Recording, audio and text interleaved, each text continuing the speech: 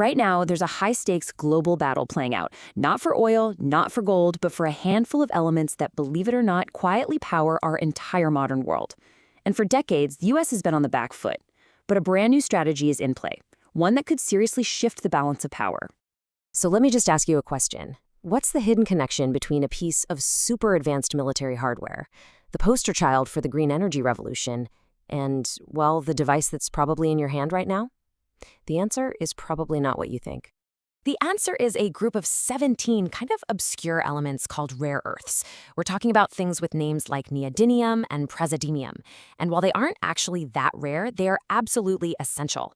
See, they're used to make these incredibly powerful, lightweight magnets that are the secret sauce in everything from iPhones and EV motors to massive wind turbines and, you guessed it, F-35 fighter jets. They're basically the invisible foundation of our entire tech-driven lives. And that right there brings us to the core of the problem. This critical resource, it isn't sourced from all over the globe. Nope. Instead, one single country has managed to get a near total grip on the entire supply chain, and they have not been shy about using it as a weapon. Just look at that number. And this isn't just about digging stuff out of the ground. It's about the really crucial processing step. China controls a staggering 85% of the world's ability to turn these raw minerals into usable materials. That gives them immense leverage over pretty much every major industry on the planet. And this is not some theoretical threat. This has actually happened. Back in 2011, they cut exports over a dispute with Japan, and prices went through the roof. During the trade tensions with the Trump administration, they threatened it again. And just this year, they held up licenses, which forced companies like Ford and Tesla to warn about possible plant shutdowns. This is a very, very real economic weapon. So how did they pull this off? Well, as industry expert Michael Silver puts it, it all comes down to scale. For years, China was willing to do the dirty, environmentally tough work of processing rare earths at a cost that nobody else could touch. They built up this massive capacity, sold the final product with razor-thin margins, and they effectively made it impossible for any Western company to even think about competing.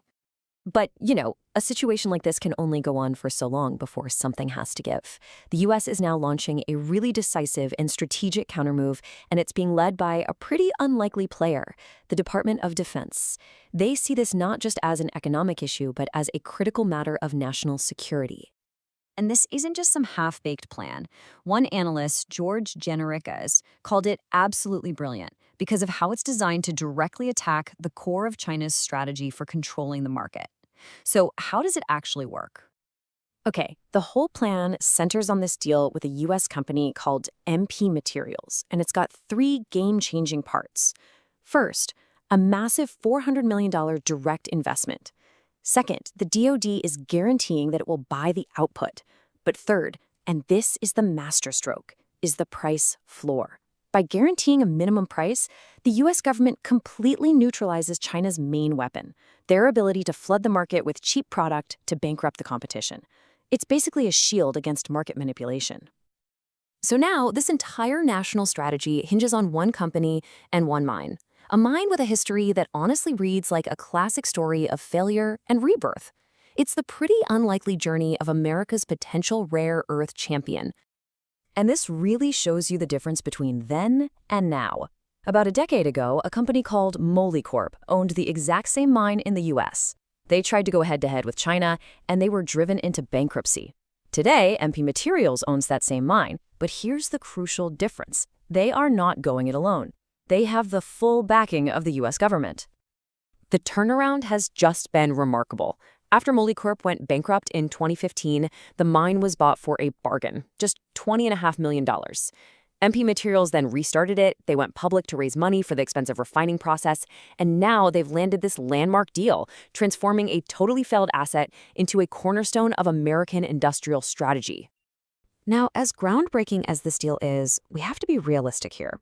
This is a critical first step, but it is not a final victory, not even close. Rebuilding an entire industrial supply chain after decades of neglect, well, that's a monumental challenge. And to really get a sense of the task ahead, just look at the numbers. The US needs about 50,000 metric tons of these magnets every single year. When it's at full capacity, MP Materials will produce about 10,000. I mean, that's a fantastic start, but it still leaves a massive 80% gap that needs to be filled. So closing that gap is going to take a much bigger effort. This isn't just about one company. It means other American players like USA Rare Earth and Ramaco Resources have to step up. It means building entirely new, secure supply chains with our allies, maybe even tapping into vast, undeveloped resources in places like Ukraine. Really, what it requires is a sustained, decade-long commitment to investment to truly rebuild what we've lost. And that's really the key takeaway here. China didn't build this monopoly overnight. It took them a generation of focused, state-directed effort. So undoing it, that's not going to be quick. We're looking at a 10-year marathon, at a minimum, just to restore some sense of balance to this critical global market. Which, of course, leaves us with the big question. What we're witnessing is a bold experiment, a totally new model of a public-private partnership that's designed to counter a strategic rival. The final chapter hasn't been written yet, but its success or its failure will have consequences that reshape our technological future and the global balance of power for decades to come.